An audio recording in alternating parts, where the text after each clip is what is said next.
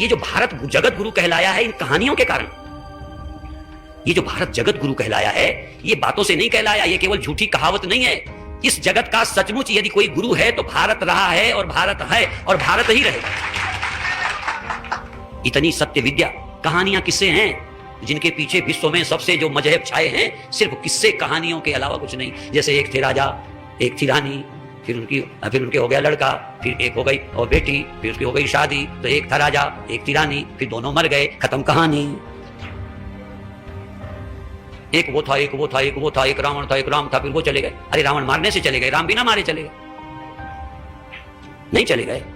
फिर क्या मतलब? जो नहीं चले गए उसको राम मानते हो क्या? जो नहीं गए, जो जा ही नहीं सकते। और जब राम नहीं गए, गए दिखने पर, तो हम भी नहीं जाएंगे जाते दिखने पर, और तुम भी नहीं जाओगे। पर राम जानते थे, हम जानते हैं, तुम भी जान लो, तुम नहीं मरोगे। राम मरे तो हम मरिए, क्योंकि सिस्टम एक है, नियम एक है। इसलिए नहीं, राम मरेंगे तो हम मरेंगे, और राम नहीं मरे तो हम भी नहीं मरे। और तुम मर रहे हो तो तुम्हारे राम भी मरे, तुम मर रहे हो तो तुम्हारे राम मरे, तुम मर रहे हो तो तुम्हारा गुरु भी मरा।